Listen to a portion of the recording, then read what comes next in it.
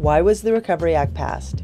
Well, the Recovery Act was passed about a month after President Obama took office because at that point, the economy was shedding about 700 to 800,000 jobs each month. The economic crisis that had been caused by the collapse of the housing bubble and the mismanagement of the economy over the Bush era had come home to roost, and over the year preceding the Recovery Act, the federal government and Congress and the Federal Reserve had already taken extraordinary measures to try to shore up the financial markets and get the economy back on track.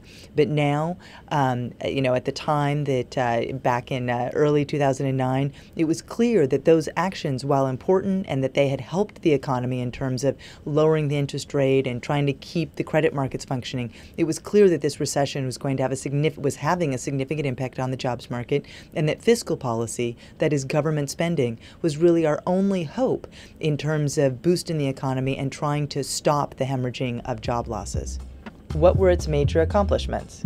Well, the Recovery Act was an enormous accomplishment just getting it passed through Congress. It was the largest stimulus package ever enacted, and it has had the effect of not only stopping the tide of rising joblessness in the months after it was enacted, but also leading our economy towards creating jobs. We've now created jobs in the private sector every month for nearly a year, and it appears that the labor market is, while not fully healed, and certainly the unemployment rate has not come down enough, at least we are moving in the right direction.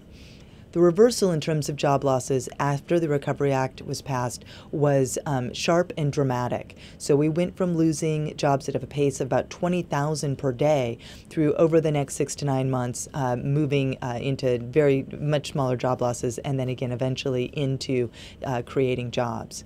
We've also seen the economy grow overall, so that because of the Recovery Act, because of the dollars that it pumped into the economy, firms started investing, although again, not enough yet, but they've started investing, and we've seen the economy grow for many quarters at this point. What lessons can we take away from the Act going forward? Well, I think we can take 2 clear lessons from the Act. First of all, it worked. We saw that once the Recovery Act once those dollars started going into the economy, we saw the economy grow, we saw job creation, stopped losing as many jobs, and now we've seen job creation. On that count, this act has been enormously effective. On the other hand, what we can take from it is that it wasn't enough to get the economy where we would like it to be. Unemployment is still at 9%, and we've seen, although it's led to economic growth and led to job creation, it hasn't been fast enough. A key reason why it wasn't as effective as we would like it to have been is that while it sounds like the Recovery Act was a lot of money, $800 billion, a lot of those dollars weren't actually being spent in the most efficient way in terms of providing economic stimulus. About a third of those dollars were tax cuts, which are the least efficient way of boosting spending in the economy. And in fact, of those tax cuts, a big chunk of them were tax cuts that would have probably gone into effect anyway. So that's not necessarily new money; it's money that that many actors in the economy were already counting on.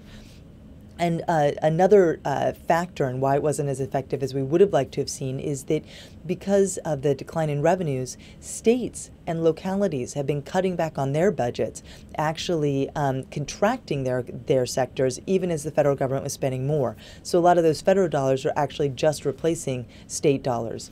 So I think that big second lesson is we needed more, and we needed to create that political space to make sure that we are continuing to boost the economy to see the kind of job creation that we need to get back to.